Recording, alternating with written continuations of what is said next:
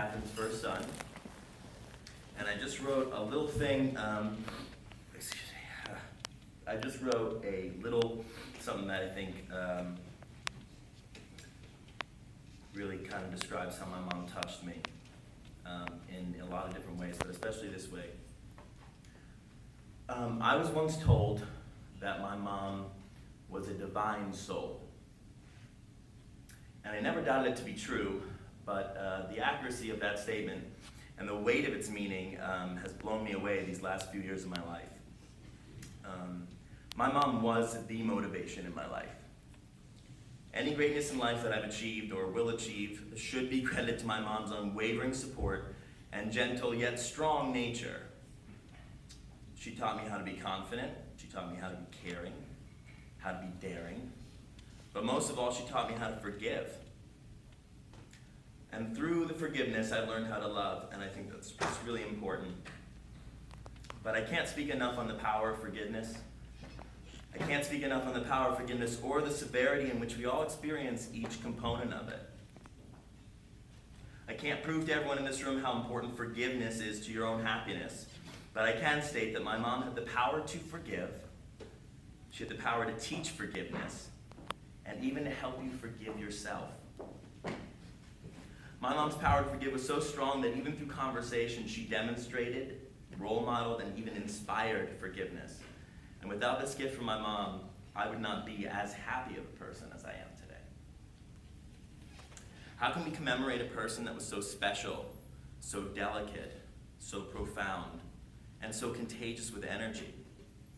How can we truly honor that person in our memory, our lives, our future, and our thoughts? We have to remember them when the times are hard. We have to think about them in moments of uncertainty. And we have to remember my mom every day for the way she touched us every day. Every day that we make a decision, every smile that she might have influenced, every provoked thought of sadness, remember Catherine Jeffrey. The memory of my mom lives within each and every one of us every single day. Throughout my life, I've never had to live without my mom. My mom was there on the day I was born until the day she died. It's only recently that I can even remotely fathom how much she affected me in my life. She listened, she asked questions, she removed her emotions entirely to help me make decisions. She brought me up when I was sad, and she encouraged me when I did well. She always had time to ask how I was doing or what was going on in my life. She was always there for me, even closer to the end when I was more there for her. No one else in my life has ever done that for me. So how can I live my life with fortitude with that huge gaping hole left behind? This question's kept me in bed for days these last few weeks, but I figured out the answer. It's up to me. It's up to me, it's up to you, and it's up to all of us. We all have a piece of my mom inside of us. We all have her smile buried in our hearts. We all have her kind nature as a reminder for us to not only pay it forward, but to preach what we practice and to practice consistently. There's a couple of different lyrics that I'm just going to read. One is something from an Avett Brothers song, and the lyric goes, "Always remember there was nothing worth sharing like the love that let us share our name." And I'll just speak on that briefly, but me and my mom, coincidentally, in an odd situation, share the same last name, and so does my daughter, and it's wonderful to at least have something like that to share with someone that you miss so much. And then there's one more lyric that I wanted to share that I changed slightly. It's another Avett Brothers song, but it describes my mom, and I'll end with this. But the lyric goes, "She came for salvation, she came for family. She came for all that's good, and that's how she'll walk away. She came to break the bad, she came to cheer the sad, and she came to leave behind the world a better way." Thank you. Thank you, Alex.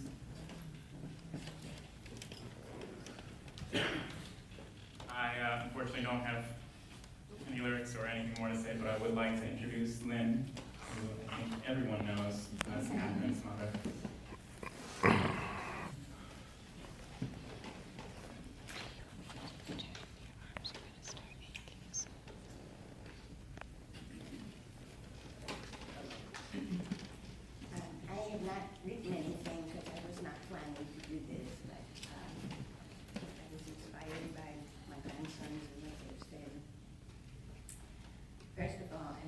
thank you all for being here. You're either here because you knew Catherine or knew of her or supporting me or supporting the children. And for that, I'm forever grateful because you give us the support we need right now, especially my kindergarten group who's there for me, and I love you for being here. Alice, where are you, Alice? Would you stand up for a second? Thank you. This is a dear friend who is a neighbor of Catherine's, and she plays a big role in Catherine's life. Because Catherine never once ever said from the time she was diagnosed, I can't do something. And as her world began to diminish because of her memory, because of her speaking problems, she turned to art. And she didn't know much about art.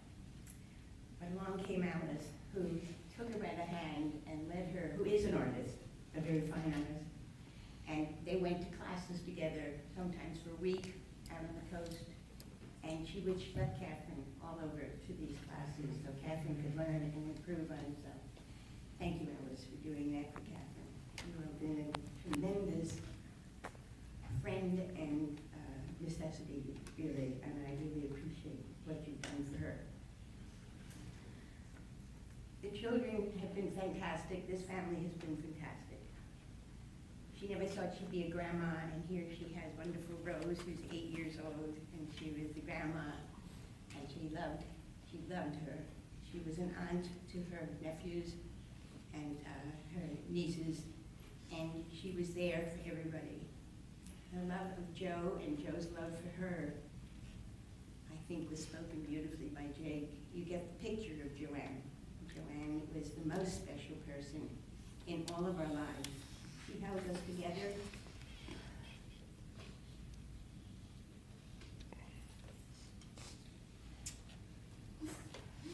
She held us all together. She was doing everything for all of us. She made sure we ate.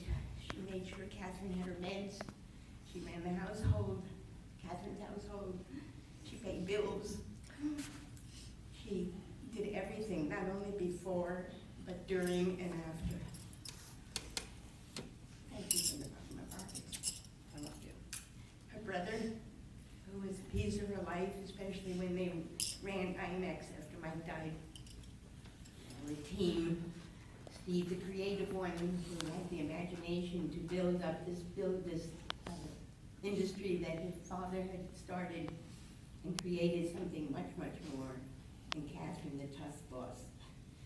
She held a big whip and would not accept mediocre in the business. She hired and fired, that's against her wanting to do so, but she wanted this to be a viable business, and to this day, even after Steve bought her out, it continues to run, and I thank you for keeping your dad's life alive and the business alive. Alex mentioned, where are you?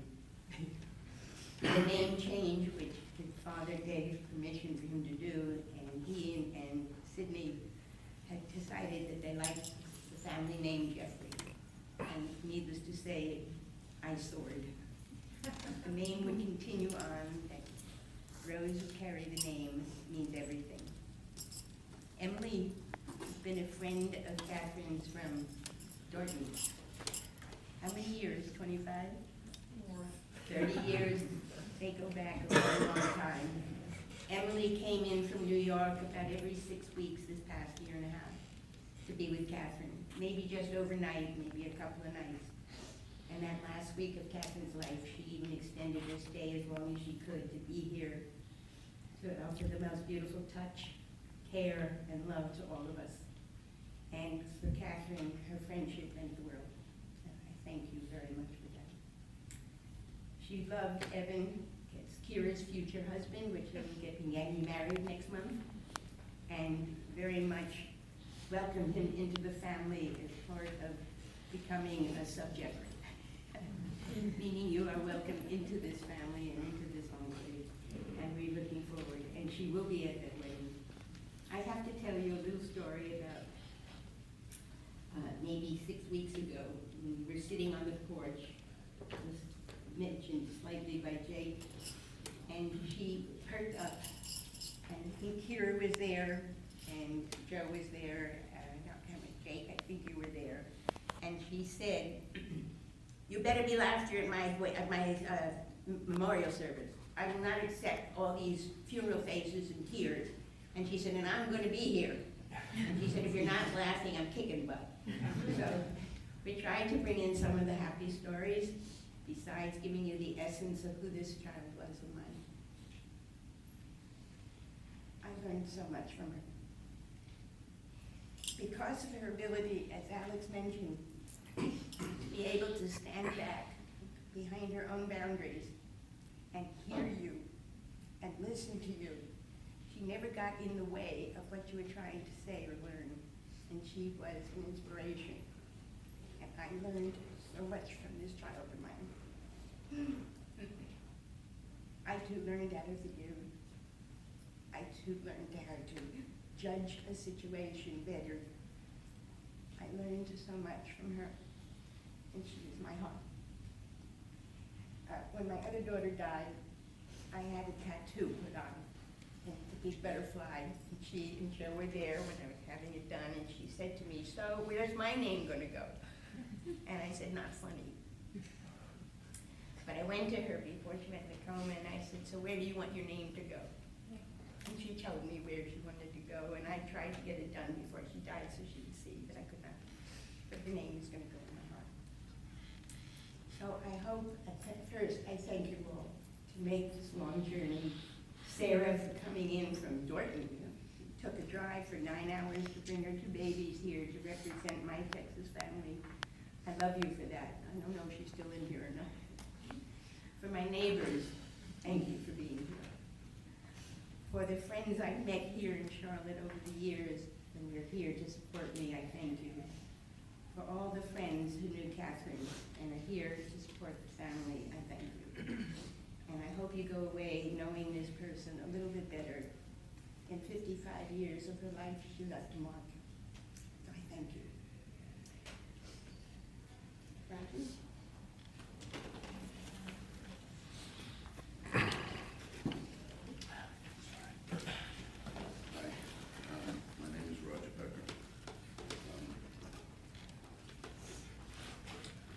Catherine and I met when we were 14. I say we were 14, but as she frequently reminded me, she was born 4 days before me, which made her older and smarter than me. And she was. As somebody else has already alluded, we met through an unfortunate bunch of circumstances. But what most people don't know is that we actually met before that. About 6 months before that, a bunch of kids in our class went to a Broadway show, Gigi. And the woman who played Endora on Bewitched was in the play, and we all got to go backstage afterwards and meet her. And the teachers had warned us not to ask her any questions about Bewitched.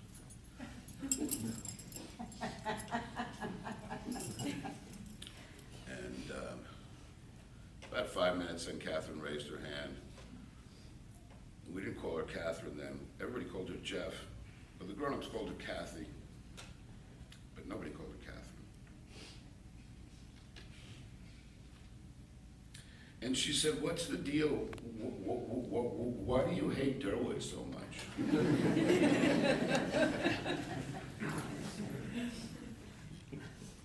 And so we became best friends.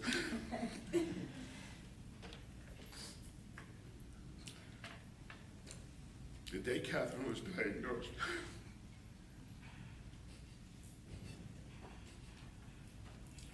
first words out of her mouth were, "Thank God it's not one of my kids."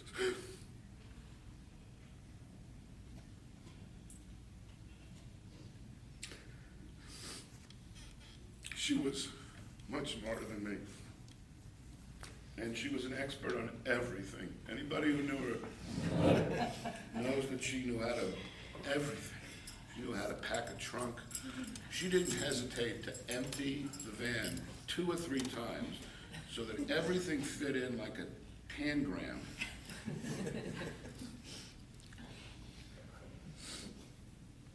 She knew how best to drive, how best to get dressed. I don't mean what clothes to wear, I mean where, how to get dressed, which part to put on first. And because of that,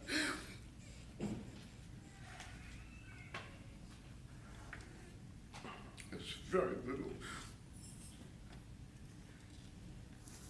in my life that she's not part of.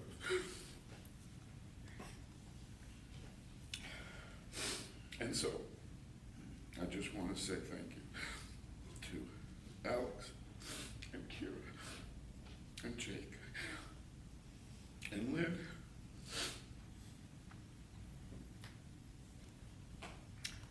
Mike Jeffrey gave me my first alcoholic beverage. Okay, let's just get that over with.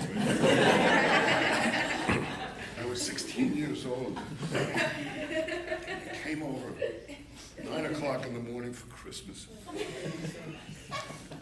And he said, "What are you drinking?" I said, "Whatever you're drinking."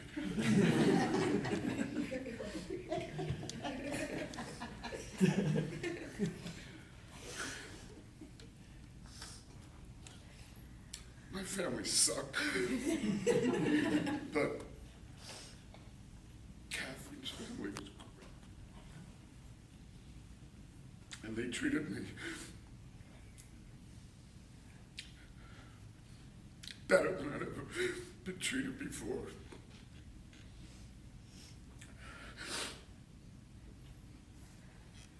I wish I could thank Mike, but I want to thank you, but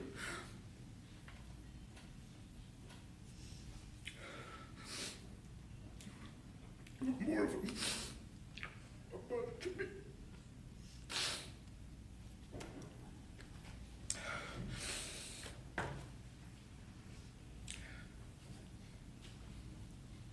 Than my own mother was. And so, I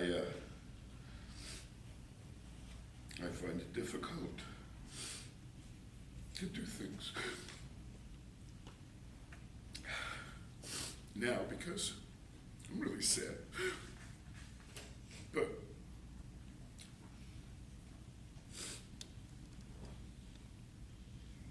she was my muse. She affected every single thing in my life. Back when I thought I was going to be a musician, all the songs I wrote were about her. And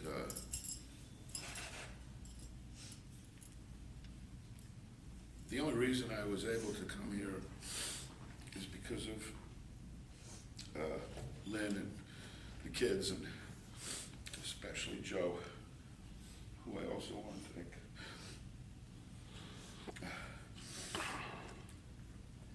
Because I don't like to leave my house anymore, and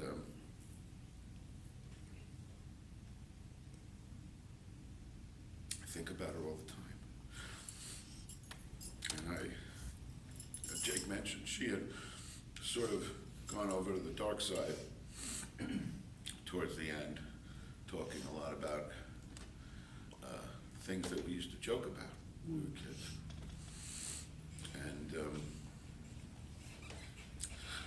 And now I'm looking for her everywhere. Because when you love somebody that much, you want it to be possible.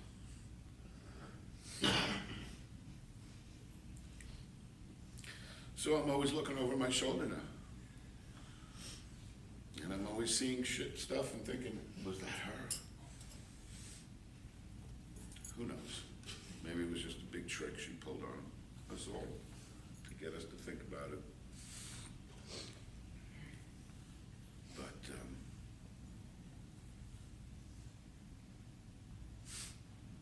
you're the color of the sky reflected in each storefront window pane. And you're the whispering and the sighing of my tires in the rain.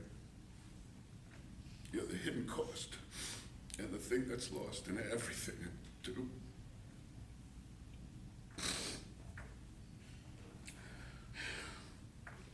And I'll never stop looking for you in the sunlight and the shadows and the faces on the avenue.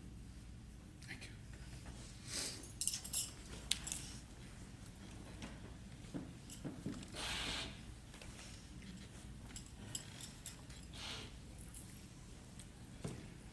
And thank you all so much. If anybody else has any words, please feel free to come up. This is Emily, my mom's best friend from Boston.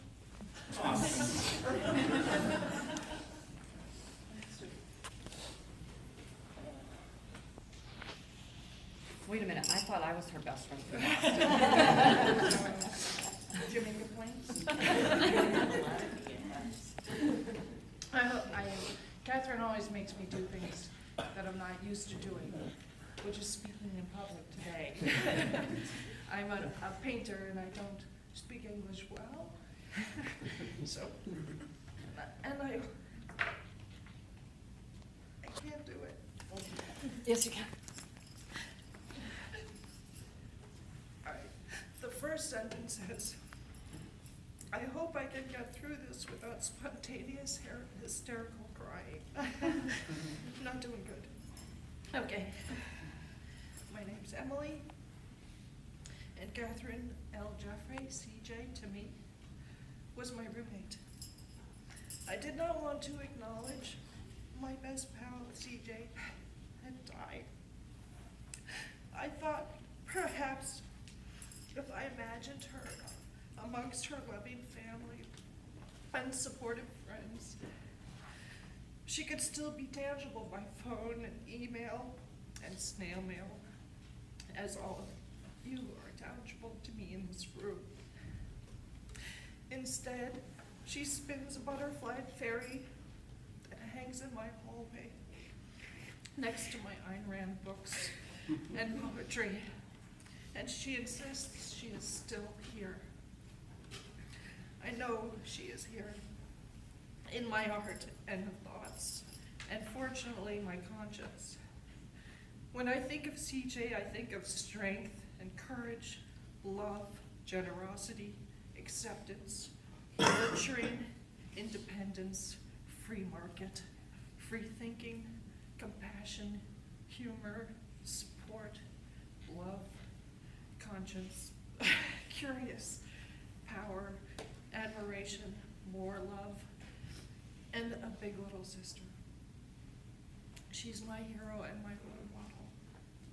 Someone, when I saw her on the stage signing, interpreting a show I was stage managing, this is when we first met, I saw her with brilliant articulation, powerful developed hands, sculpting the air, rising, creating visual words, which is good for me. And when I saw this, I knew she understood the world and concepts and vision, and I fell deeply in love. I was gonna know this intelligent, creative woman, and I wanted her in my life. I enticed her with a trip to the beach with another, at the time, acquaintance. I don't remember her name or who she was or barely what she looked like because my focus was on CJ. I was able to learn of her and her past men, Roger, Don, David, Sutherland, and then I recognized CJ needed something that I couldn't provide, so I just